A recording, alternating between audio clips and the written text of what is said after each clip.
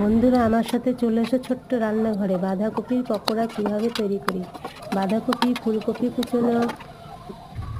বন্ধুরা সবাই চলে এসো আমার রান্নাঘরে। ফুলকপি, বাঁধাকপি দিয়ে কপি বড়া কিভাবে তৈরি করি। লঙ্কা কুচিয়ে দিলাম, লবণ, হলুদ, কালো জিরে দিয়ে সুন্দরভাবে চটকে মেখে ঢেকে রেখে দিলাম। এবার ভেজানো ডাল আমি বেটে নেব পাটাতে সুন্দর করে, একটু গোটা গোটা দানা থাকবে। আমার ডাল বাটা হয়ে গেছে। এই বাটা মণ্ডটির সঙ্গে আর কফির সঙ্গে মিক্সড করে দিব। মিশানো হয়ে গেল, পেঁয়াজ কুচি দিলাম আর দিয়ে দিলাম এর মধ্যে পোস্ত। আমার মণ্ডটা সম্পূর্ণ মাখা হয়ে গেছে। এবার হাতে গড়ে গড়ে গরম তেলের মধ্যে ধীরে ধীরে ছাড়তে থাকবো যাতে না ভেঙে যায়। আস্তে আস্তে ছেড়ে দিলাম একটা একটা করে।